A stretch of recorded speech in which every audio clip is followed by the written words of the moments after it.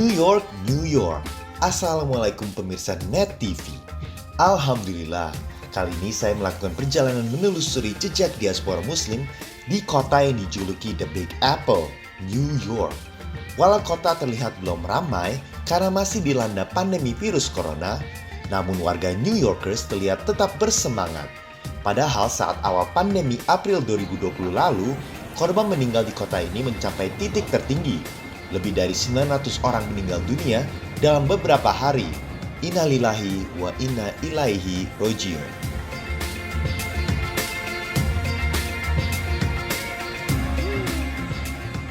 New York awalnya bernama New Amsterdam karena para perantau, imigran, dan koloni dari Belanda menguasai kota ini pada tahun 1624.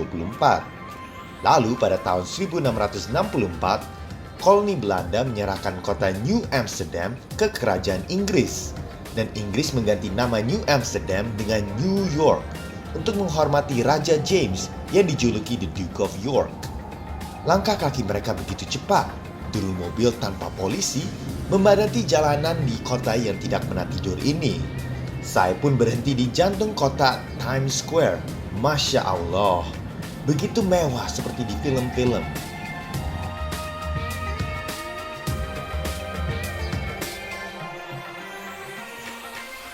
Udara masih dingin dan kaki ini kembali melangkah menuju pusat teater dunia, Broadway.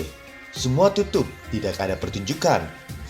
Padahal New York tanpa Broadway ibarat memakan nasi tanpa lauk rendang balado.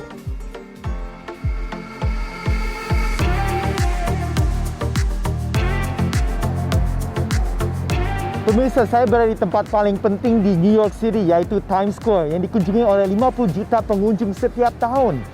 Dan Anda bisa lihat di sekitar saya ada banyak sekali iklan ya. Ada iklan makanan, iklan minuman, fashion, semuanya ada di sini. Sampai juga artis-artis Indonesia pernah ditampilkan di salah satu iklan ini. Ada musisi Weird Genius dan juga seniman FX Harsono dan lain-lainnya. Dan pemirsa, yang paling menarik tentang Times Square ini adalah ball drop di belakang saya yang ikonik sekali. Ball drop ini dikunjungi oleh beribuan orang hanya untuk melihat akhir tahun. Jadi pada New Year's orang-orang pada datang ke sini untuk menghitung bareng-bareng 10, 9, 8, 7, 6, 5, 4, 3, 2, 1 sampai akhirnya tahun baru.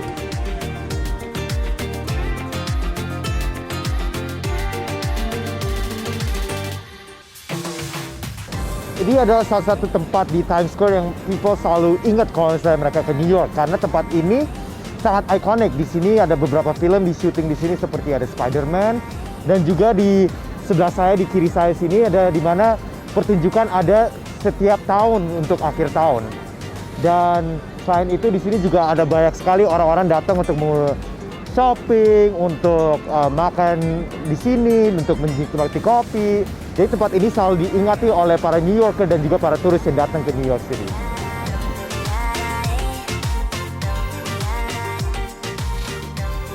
Ya, Anda bisa lihat bahwa Times Square itu selalu penuh, kecuali waktu saat awal-awalnya pandemi. Tempat ini aneh banget karena sepi sekali. Tapi sekarang alhamdulillah karena banyak orang sudah mulai divaksin, Times Square sudah mulai penuh lagi. It's Broadway.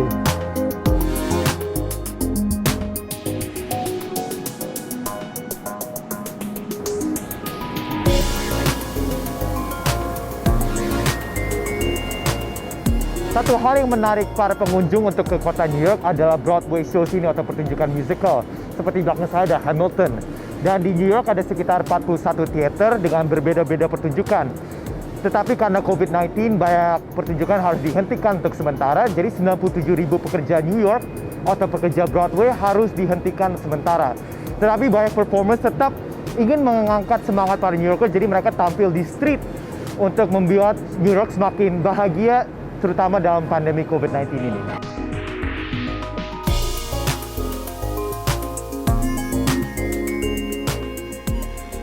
New York memang kota seni dan kreatif. Dalam setiap sisi, saya merasakan ada magnet seni yang memanggil. Musik, fashion, film, fotografi, drama, dan seluruh keberagaman seni dan budaya menyatu dalam diaspora berbagai bangsa seluruh dunia.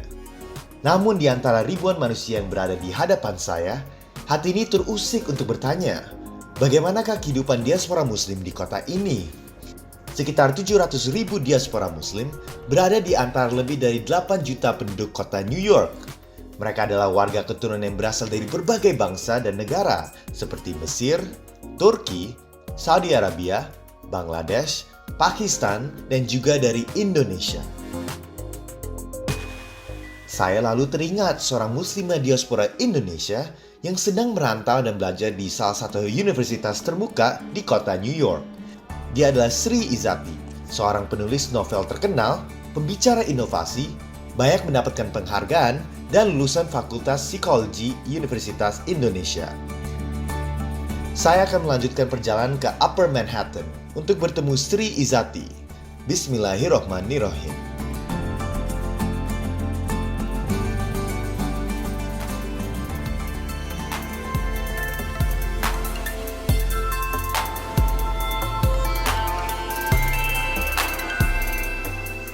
Alhamdulillah, perjalanan saya akhirnya tiba di kampus Universitas Columbia yang berada di area Harlem, Upper Manhattan, New York City. Saat berdiri di tengah kampus ini, Masya Allah, sejenak saya kagum dengan keindahan ornamen dan tekstur kampus yang bergaya aristokrat budaya kerajaan Eropa. Taman yang indah, para mahasiswa tampak sedang belajar di setiap penjuru taman. Sebagian lain bercengkrama menikmati udara musim semi yang sangat sejuk. Kampus di tengah kota ini didirikan pada tahun 1754 atau sekitar 267 tahun lalu. Bayangkan, pendidikan akademis di kampus ini sudah berlangsung selama lebih dari 260 tahun.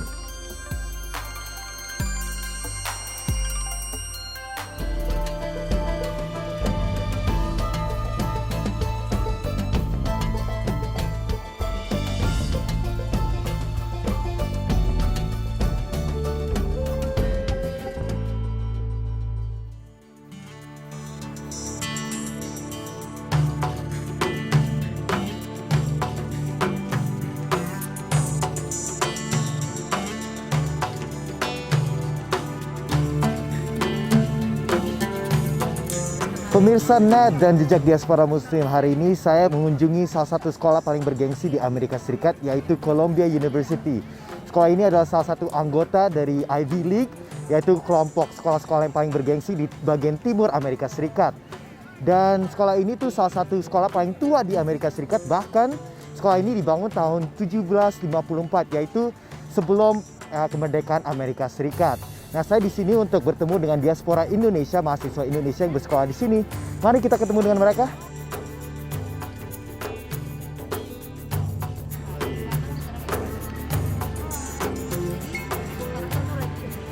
Ya pemirsa, sekarang saya berada di salah satu universitas paling bergengsi di Amerika Serikat, yaitu Columbia University. Dengan salah satu mahasiswa dari Indonesia, yaitu Izati. Apa kabar? Assalamualaikum. Waalaikumsalam warahmatullahi wabarakatuh. Baik, Mas. Nah, jadi saya mau nanya nih, di Columbia University belajar apa ya jurusannya? Saat ini aku lagi di program Master of Fine Arts, MFA in Fiction Writing. Fiction writing. Wah, dan Izati sudah mulai menulis buku tuh dari sejak muda ya. Itu apa yang mendorong Anda untuk mulai menulis? Iya betul. Jadi mungkin untuk teman-teman yang sempat tahu atau mungkin sempat pernah punya ada di masanya. Jadi dulu saya tuh nulis buku di bawah serial kecil-kecil punya karya. Waktu masih umur sekitar 8 sampai 12 tahun. Yang menginspirasi untuk berkarya itu sebenarnya dari dulu tuh memang dari kecil suka sekali baca dan suka sekali bercerita. Nah, jadi kebiasaan baca, kebiasaan bercerita itu tuh dijadikan sama orang tua saya tuh kayak gerbang untuk yang membuka dunia imajinasi saya gitu. Dulu sangat senang baca buku, tapi ada syaratnya dulu kalau misalnya mau baca buku atau beli buku baru itu harus menceritakan kembali buku yang udah sebelumnya dibaca. Jadi kebiasaan menceritakan isi buku itu dan kebiasaan menceritakan kayak keseharian atau kayak kegiatan-kegiatan di sekolah sehari-hari sebagai anak kecil itu tuh bersatu padu gitu kali ya, sampai akhirnya lama-kelamaan mulai bikin cerita sendiri. Yang tadinya cuma bikin cerpen pendek-pendek sampai akhirnya makin panjang terus jadi satu naskah novel yang waktu itu saya terbitin pas umur 8 tahun. Bagaimana Anda bisa mendapat kesempatan untuk menerbitkan salah satu novel Anda yang pertama itu? Jadi awalnya itu karena seneng banget baca dan sangat senang nulis. Terus akhirnya saya minta ayah saya untuk kayak cerita-cerita yang udah saya tulis itu tuh di print mandiri, terus kayak dibikin jadi buku-bukuan gitu. Sampai akhirnya seiring waktu berjalan kan ceritanya makin tebal tuh, jadi udah nggak bisa di staples, sudah nggak bisa dibawa ke tukang fotokopi buat dijadiin buku-buku mainan gitu. Sampai akhirnya kebetulan ayah saya itu punya teman yang punya penerbit mandiri gitu. Nah itu awal mulanya, jadi kami minta ke beliau untuk kayak menerbitkan buku yang paling pertama, tapi itu cuma dicetak 100 eksemplar aja untuk kayak keluarga dan kerabat dan teman-teman yang saya sogok untuk beli, nggak ada yang tapi terus habis itu buku pertama yang kemudian dapat penghargaan Muri. Tapi terus habis itu setelah dibaca sama orang tua saya merasa kayaknya kamu butuh arahan Dena untuk kayak supaya ceritanya tuh bisa semakin bagus gitu. Jadi kami bertandang ke waktu itu penerbit Mizan untuk ketemu salah satu editor buku anak mereka, untuk awalnya tujuannya untuk diajarin gimana sih sebenarnya cerita yang bagus tuh kayak apa dan apa yang perlu dikembangin dari cerita yang udah sebelumnya saya tulis. Ternyata sekitar kayak setelah ketemu sama editor, itu beliau namanya Kak Ali Muakhir saat itu, ternyata beberapa minggu kemudian dihubungi terus katanya, Bu ini ceritanya bakal kami terbitin aja, bakal kami buatkan serial kecil-kecil punya karya judulnya. Terus kayak wah senang sekali gitu. Jadi itu awal mulanya gimana bisa diterbitkan buku-bukunya. Kalau sekarang ini lagi nulis novel atau tidak? Sekarang lagi nggak nulis novel karena lagi sekolah kan, jadi memang fokusnya ke bikin tulisan untuk keperluan sekolah aja. Tapi kegiatan sekolah sebenarnya memang sehari-harinya nulis gitu, karena memang setiap 3 minggu itu kami harus kayak setor tulisan terbaru ke guru dan ke kelas, dan itu bisa berupa potongan dari novel yang lagi dikerjakan, bisa berupa cerita pendek, karena cerita pendek yang selama ini saya ketahui itu ternyata tidak pendek-pendek banget gitu. Jadi pas saya tahu, oh ternyata cerita pendek tuh panjang ya gitu. Jadi yang sekarang lagi saya tekuni itu lebih ke cerita pendek sekarang. Nah, Jitatis kan sekarang sudah sekolah di Amerika kan, udah berapa bulan, dan dulunya juga sempat sekolah di Wisconsin ya. Itu pengalamannya gimana ya?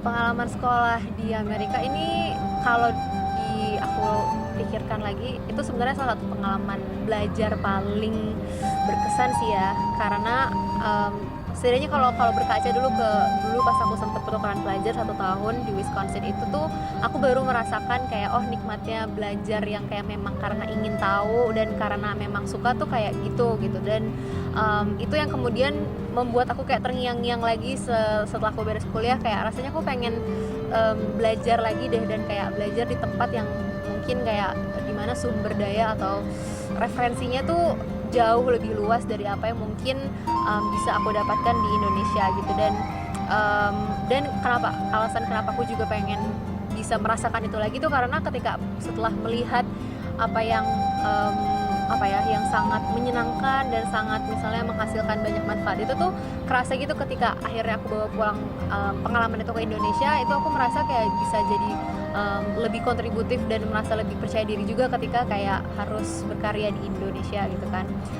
Tapi yang terasa selama 2 semester ini itu brutal banget sih. Maksudnya brutal dalam artian, aku senang pakai kata brutal karena kayak proses belajar yang tadinya kita merasa saya tuh tahu nih soal misalnya soal menulis gitu, atau saya tuh tahu soal fiksi gitu.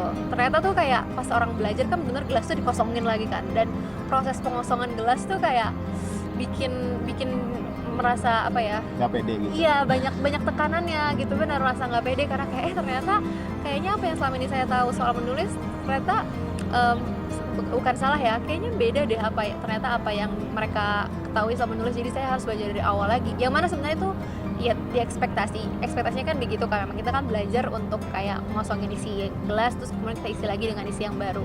Cuman dengan konteks kayak lagi pandemi, terus nggak ketemu sama gurunya, nggak ketemu sama teman-teman sekelasnya, nggak bisa langsung tanya kalau ada yang nggak ngerti gitu, dan semua pertanyaan tuh dipikirnya tuh sendiri aja, di prosesnya sendiri gitu. Setelah selesai kelas nggak langsung divalidasi sebenarnya kebingungan ini tuh bener gak sih, atau kayak sebenarnya apa yang saya ketahui tadi atau yang saya ucapkan di kelas tuh bisa diperbaiki atau kayak udah bener atau belum sih. Nah itu sebenarnya yang menambah kayak bumbu-bumbu pedes-pedes nikmatnya belajar gitu. Jadi menarik banget sih sebenarnya prosesnya dan pengalamannya sendiri, dan ya sebenarnya emang ini yang memang dicari dari pergi merantau belajar mencari ilmu di tempat asing gitu.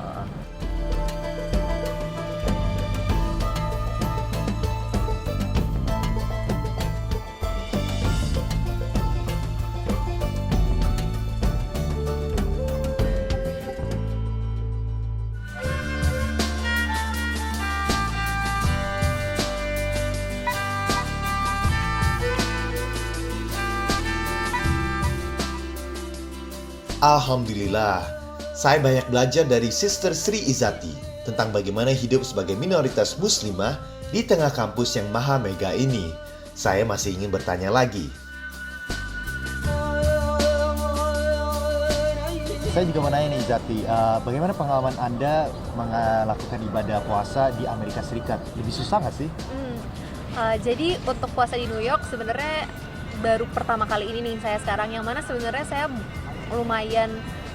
sangat bersyukur dimudahkan, dalam arti ini kan masih di penghujung spring menuju summer ya, atau bahkan mungkin masih di puncaknya spring, dimana mataharinya masih agak lebih pendek dibanding kayak kalau dibanding kalau summer kayaknya kan terang terus sepanjang hari. Jadi kalau dihitung-hitung kira-kira dalam tanda kutip cuma nambah 2 jam dari jam puasa biasanya di Indonesia. Dulu saya sempat pengalaman puasa di Amerika waktu di Wisconsin tahun 2011-2012, itu ketika lagi summer bulan Agustus, dan yang kerasanya tuh yaitu bahwa kok nggak gelap-gelap ya nggak gelap-gelap, terus jadi agak disorientasi juga gitu, karena pertama mungkin dari sisi hari yang jauh lebih panjang, karena kalau di Indonesia kan kerasa gitu kan, kayak mulai remang-remang senja, terus kayak keluar tuh ada kelihatan gitu penuansaan mau buka puasanya tuh kerasa konkret gitu kayak udah kelihatan tukang tajil. Ketika di sana tuh penuansaan itu tuh nggak ada, jadi badan saya tuh kayak nggak kaget gitu loh. Jadi oh ya masih terang, sepedaan, terus pas beres sepeda terus saya tidur, pas tidur nggak bisa gerak karena dehidrasi. Ternyata kayak ternyata dia udah jam 9 tapi baru buka gitu kan. Jadi tantangannya sih di situ ya, dimana kayak yang biasanya mungkin kita tuh atau setidaknya saya tuh puasa tuh nggak kerasa sulit karena memang konteks sekeliling tuh memang sudah dijalaninnya tuh bareng-bareng, dan ya udah bareng sudah terbiasa kayak demikian. Saya juga mau nanya nih Izati, saya di Amerika Serikat kadang-kadang susah buka puasa, jadi Izati kalau buka puasa apa ya? Terus kok bagaimana bisa menghidupkan kembali budaya Indonesia di Amerika Serikat ini? Cara menghidupkan atau kayak membawa semangat Ramadan yang biasanya ada di Indonesia ke sini, itu juga jadi PR besarku sih selama kayak Hamin 2 minggu masuk puasa. Tapi yang paling gampang sih sebenarnya sejauh ini kayak selalu tetap kayak bikin teh manis, nyiapin kayak seperti kayak kalau di rumah sama keluarga gitu kan, ada teh manis, terus ada air putih anget, ada kurma, meskipun kayak makannya hemat-hemat ya. Nggak bisa kalau dulu kan kayak satu genggam gitu kan, tapi genggam yang ganjil ya, sebenarnya 3 butir juga nggak apa-apa, itu sunahnya gitu. Tapi itu sisanya kayak awal-awal puasa tuh aku masih berusaha kayak nyetok makanan beku yang tinggal diangetin, kayak gyoza atau dimsum, kayak misalnya gyoza yang vegetarian gyoza, supaya kerasa kayak ada tajilnya gitu loh sebelum masuk ke makanan berat. Tapi kayak makin kesini kayak tinggal ya udah ada apa sereal, udah makan sereal dulu deh untuk batalin gitu. Terus abis itu tinggal angetin aja sisa-sisa makanan yang udah emang dibikinnya tuh masak besar, abis itu tinggal dibagi per porsi gitu sih. Jadi dan mungkin penuansaan juga kayak mastiin kayak di rumah tuh tempat buat kayak sholat ngaji itu tuh nyaman, jadi tetap kerasa gitu bahwa itu lagi Ramadan kayak, dan sebisa mungkin tuh pulang untuk kayak memperkuat atau kayak memperbanyak ibadahnya gitu. Jadi itu sih yang aku coba lakuin. Saya punya satu lagi pertanyaan nih, menjadi mahasiswa di Columbia University dan menjadi umat muslim itu susah nggak sih? Ada banyak kayak diskriminasi atau apakah semuanya suportif? Sebenarnya karena jatuhnya mungkin aku di sini belum selama itu, jadi berdasarkan observasi aku sejauh ini yang aku rasakan sih sebenarnya karena dari kampusnya juga mereka tuh semangat Bhinneka Tunggal Ikanya itu tuh sebenarnya kerasa kan dari awal masuk itu mereka udah menekankan kayak ada soal diversity dan udah di orientasi juga dikasih penyuluhan soal kayak di sini tuh kita semuanya beda-beda, gimana cara menghormati satu ras ke satu ras yang lain dan lain sebagainya. Jadi sebenarnya aku tahu meskipun misalnya ada rasa aman bahwa aku tuh pasti akan dihargai di sini karena memang dari universitasnya sendiri mereka punya value itu gitu. Dan sejauh ini di kelas pun aku masih merasa kayak semua orang sangat menghargai dan sangat suportif ya, kayak